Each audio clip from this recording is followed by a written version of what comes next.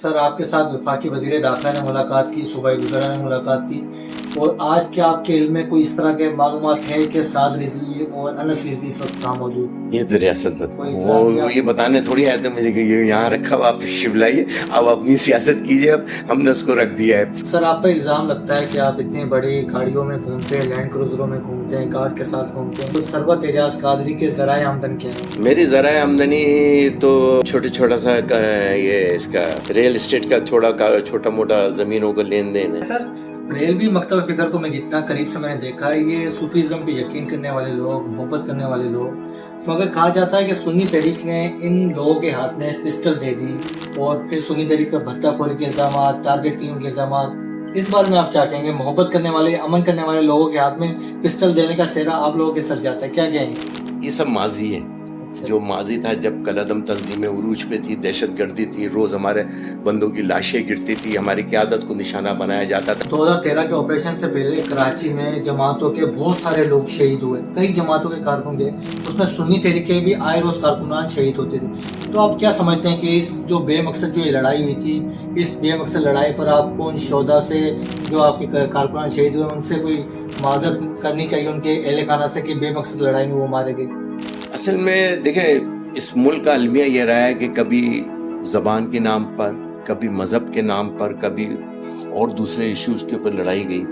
یہ سیاست ہے۔ کہ لال مسجد پر ثروت اعجاز قادری کا کیا موقف ہے جو آپریشن ہوا تھا؟ کیا غلط ہوا تھا یا صحیح ہوا تھا؟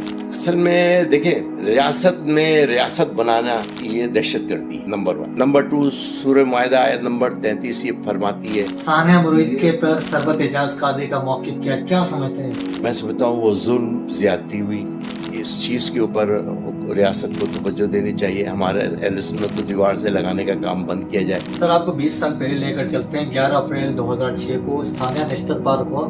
آپ اس ثانیہ کا ذمہ دار کسے سمجھتے ہیں کہ ایسا منظم حملہ جس نے پوری سنی تحریک کی قیادت کو شہید کر دیا، اس حملے کا ذمہ دار آپ کسے سمجھتے ہیں اور تحقیقات سے کیا نتائج نکلے؟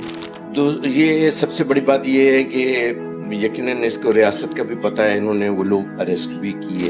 ریاست نے ہم سے یہ کہا کہ آپ کراچی میں ٹی ایل پی کا جو ووٹ بینک ہے، کہا جاتا ہے کہ اس نے سنی تحریک کے ووٹ بینک کو کافی نقصان پہنچا ہے، تو کیا آپ ٹی ایل پی کو ایک حلیف جماعت کے طور پر دیکھتے ہیں یا اپنی حلیف جماعت کے طور پر دیکھتے ہیں؟ ہم یہ کہتے ہیں کہ حلیف جماعت محبت والے ہیں، ہم سب ایک ساتھ ہیں، اور انشاءاللہ تعالیٰ اب جو وقت آئے گا، ایک چیز ہوتا ہے۔ سر آپ کی ذات کے حوالے سے ایک سوال ہے کہ آپ پر یہ الزام لگتا ہے کہ سنی تحریک ایک وقت تک کراچی شہر کی ایک مقبول اور طاقت پر جماعت ہوتی تھی، مگر آپ کے سربراہ بننے کے بعد یہ جماعت زوال کا شکار ہو گئی اور غیر مؤثر ہو گئی، اس بارے میں آپ کیا کہیں؟ یہ الزام آپ کے اوپر لگتا ہے؟ میں سمجھتا ہوں کہ اس وقت میرے پاس پورا پڑھے لکھنے کا ایک فائدہ یہ بھی ہے، کمپیوٹرائز ڈیٹا میرے پاس بنا، اگر مجھے سوالات ہوتے تو وہ ڈیٹا میں پیش کرتا، یعنی کہ اس وقت ہمارے پہ جو